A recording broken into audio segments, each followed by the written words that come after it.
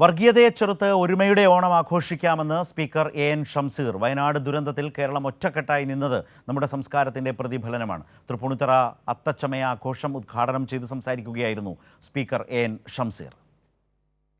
അതുകൊണ്ട് ഓണം പോലുള്ള ആഘോഷങ്ങൾ നമുക്ക് ഓർമ്മപ്പെടുത്തേണ്ടത് പരസ്പരം പഴിചാരാതെയും പരസ്പരം പറ്റിക്കാതെയും സ്നേഹത്തോടെ, ഐക്യത്തോടെ, സമഭാവനയോടെ മുന്നോട്ട് പോകാൻ നമുക്ക് ആഹ്വാനം ചെയ്യാൻ സാധിക്കണമെന്നുള്ളതാണ്.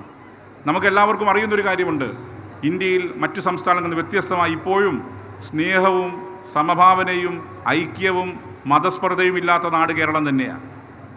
നമുക്കിടയിൽ ചില പോരായ്മകളൊക്കെ ഉണ്ടെങ്കിലും നമ്മളൊരു ആത്മവിമർശനം സ്വയം നടത്തുമ്പോഴും ഇപ്പോഴും അഭിമാനത്തോടെ നമുക്ക് പറയാൻ സാധിക്കുന്ന കാര്യം യാതൊരു തരത്തിലുള്ള വർഗീയ ചിന്ത.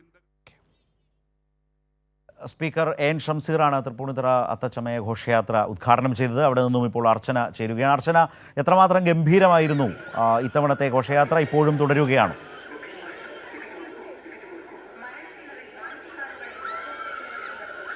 തീർച്ചയായും ശരത്, 10 ദിവസം നീണ്ടു നിൽക്കുന്ന ഓണാഘോഷങ്ങൾക്കാണ് ഇപ്പോൾ തൃപ്പൂണിത്തുറ അത്തച്ചമയ ഘോഷയാത്രയുടെ തുടക്കമായിരിക്കുന്നത്.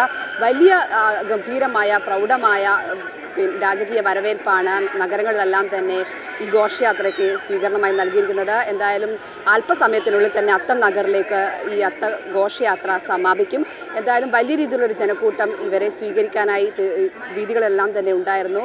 59ഓളം കലാകാരന്മാരാണ് ഈ ഘോഷയാത്രയിൽ അണിനിരുന്നത്. മാത്രമല്ല 1000-ലധികം കലാകാരന്മാരുടെ വർണ്ണപ്പകിട്ടുള്ള കാഴ്ചകളാണ് നമ്മൾ കണ്ടത്. അതുപോലെ 15ഓളം ദൃശ്യങ്ങളും അതുപോലെ നിശ്ചയ ദൃശ്യങ്ങളും ഈ വേദിയിൽ അരങ്ങേറി. അത്തരത്തിൽ വലിയ പ്രൗഢഗംഭീരമായ ചടങ്ങുകളാണ് നടന്നത്. എൻ ഷംസീറാണ് ഈ അത്തച്ചമയ ആഘോഷം ഉദ്ഘാടനം ചെയ്തത്. എന്തായാലും ഇതുമായി ബന്ധപ്പെട്ട് ഇനി അല്പസമയത്തിനുള്ളിൽ തന്നെ അത്തം നഗറിലേക്ക് ഈ ഘോഷയാത്ര എത്തും. അതിനുശേഷം 10 ദിവസം നീണ്ടു നിൽക്കുന്ന അത്തം ആഘോഷങ്ങൾക്ക് തുടക്കമാവുകയാണ്.